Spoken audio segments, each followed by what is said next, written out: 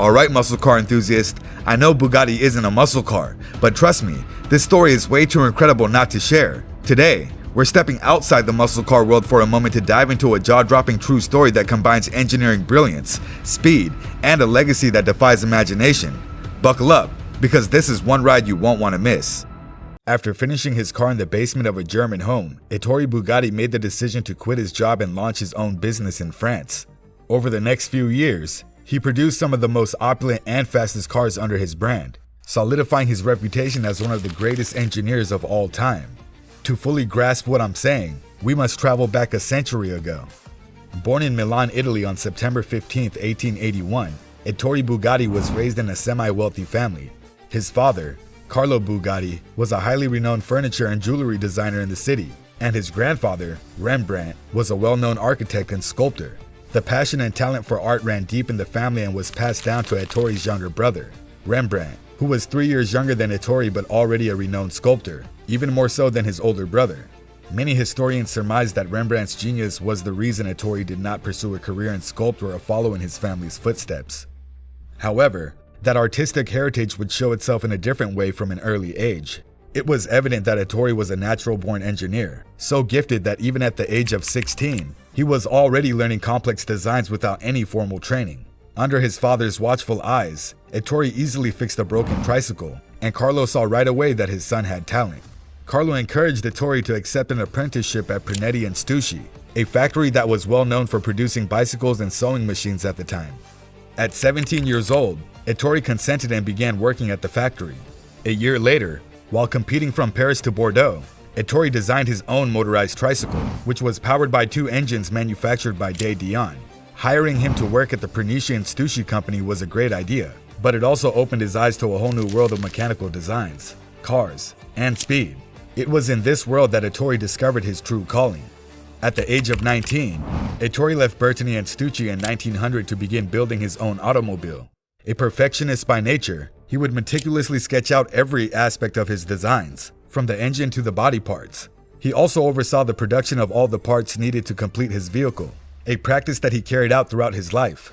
Ettore was a very mathematical and precise man, to the point where some of his creations appeared too complicated for even the most seasoned engineers of the era. At the age of 19, Ettore received his first professional contract from Dietrich, a company with factories in both France and Germany. Due to his youth, his father had to co-sign the contract for him. Ettore had to move from his birthplace of Milan to the German town of Niederbronn-Leban, where he worked for a few years, honing his skills in the car development industry and even competing in races.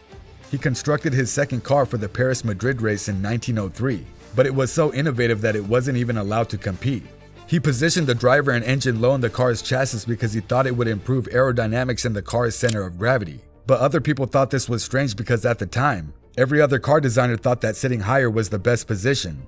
Nevertheless, this style would eventually become the standard for race cars. The automobiles of that era were built one at a time by incredibly skilled craftsmen, making them very expensive and generally only accessible to the very wealthy. Most of the time, the cars were used for racing, which was rapidly gaining popularity across Europe and America. In 1906, Ettore decided it was time to leave De Dietrich. While working for Dietz, a gasoline engine manufacturer in Cologne, Germany in 1907, Ettore met Barbara Josephina Macra, who would later become his wife. During their time together, Ettore created heavier-duty, larger-scale engines for the company, which was the norm at the time. But by then, he had come up with his own ideas about how to build engines that directly contradicted the trends of the day. Ettore thought it was very possible to build a vehicle that was incredibly light, small, and lightweight, and that it would perform better than other cars with much larger engines. To that end, he started working on a new car in the basement of his home, which would be the first to carry the Bugatti name, the Bugatti Type 10. When the Type 10 was eventually finished in 1909, it had a 1.2-liter, 4-cylinder engine that weighed just 365 kilos. This 2-seater car could go up to 80 kilometers an hour, which at the time was an amazing achievement.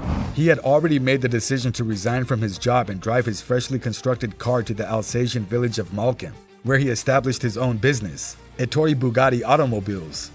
One of the first individuals to utilize racing events as a stage to showcase his vehicle's capabilities was Ettore. His reputation as one of the nation's top automobile designers rose as a result of his doing this in front of a sizable audience, and the practice quickly spread across the automotive industry. One of the most important and happy years of Bugatti's life was 1909, when he built the Type 10 and created his firm. More significantly, it was the year he brought his first son, Jean Bugatti, into the world. Even though the Bugatti Type 10 was a fantastic car that was well ahead of its time, Ettore saw opportunity for even more advancements, and the Type 10 would go on to become the model for the Type 13, one of the most well-liked vehicles in the automotive industry. In order to improve the design of its predecessor, Bugatti added leaf springs to the rear axle and used 4 valves per cylinder to create a 16-valve cylinder head design. This allowed the new Type 13 to produce enough power to power the 300-kilo chassis, and the car went on to finish second in the 1911 French Grand Prix, solidifying Bugatti's reputation as one of the world's best car designers. Bugatti continued to work on other models based on his same engine design, from the Type 13 to the Type 23. But when the First World War broke out, the world stopped and so did the production of his vehicles. Ettore was forced to go back to Milan after realizing that the war would last for a year and a half. From 1915 until 1916, he worked with the Duesenberg brothers in Paris. He proposed the revolutionary Bugatti U16 engine, which was basically 2 straight-line engines sharing a crankcase. Although the U16 wasn't very successful, it did inspire the Duesenberg brothers and Bugatti to develop the overhead camshaft and straight 8 engine designs. Ettore returned to Molsheim, which was now part of France, after the war and carried on creating lightweight sports cars. He gave the Type 13 a multi-valve engine, and the outcome was amazing.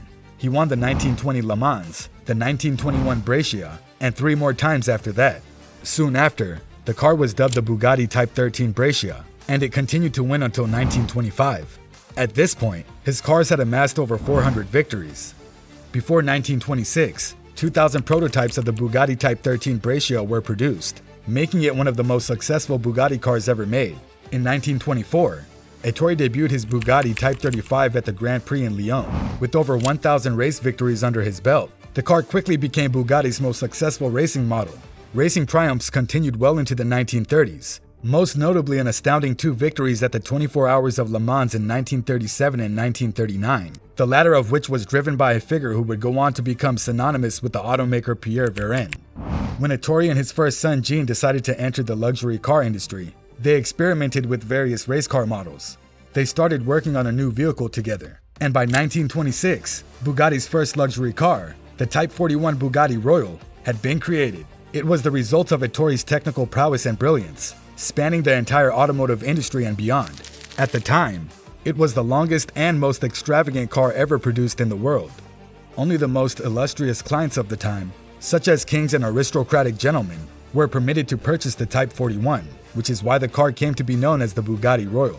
However, even though the introduction of the Bugatti Royal elevated Bugatti to a higher level of recognition, a significant shift in the global economy soon threatened to bring the company to its knees. After the Great Depression struck 3 years after the launch of the Royal, sales of the once successful Royal fell off, and the company's finances were severely damaged to the point where they almost went bankrupt in the mid-1930s.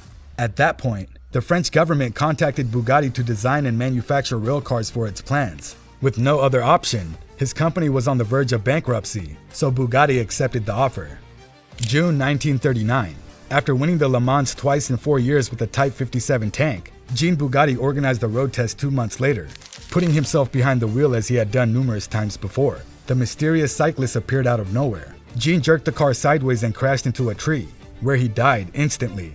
Ettore broke down in tears upon learning that his younger brother Rembrandt had committed suicide during the First World War and that he had also lost his favorite boy, his perfect son.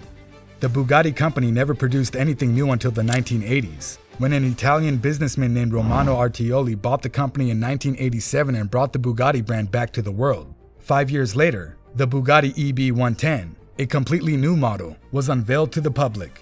With a top speed of 213 miles per hour, this car quickly became a phenomenon, leaving a lasting impression on people all over the world. Unfortunately, only 139 of these vehicles were ever produced before Bugatti went bankrupt in 1995 as a result of poor management. The Bugatti brand was not reintroduced to the public until 1998, when Volkswagen acquired the Bugatti brand. The new company teased several concept cars at various motor shows in the late 1990s before going quiet for a few years to develop a new car. In 2005, the Bugatti Veyron was released to the public, becoming one of the fastest cars ever produced on a road, breaking the record with a top speed of 254 miles per hour. The Veyron continued until 2015, when it was replaced by another supercar phenomenon, the Bugatti Chiron. In 2019, Bugatti set a new record for the fastest road-going production automobile with the Chiron, reaching 305 miles per hour. This is the Bugatti story. Don't forget to like and subscribe to the channel for more interesting car contents like this.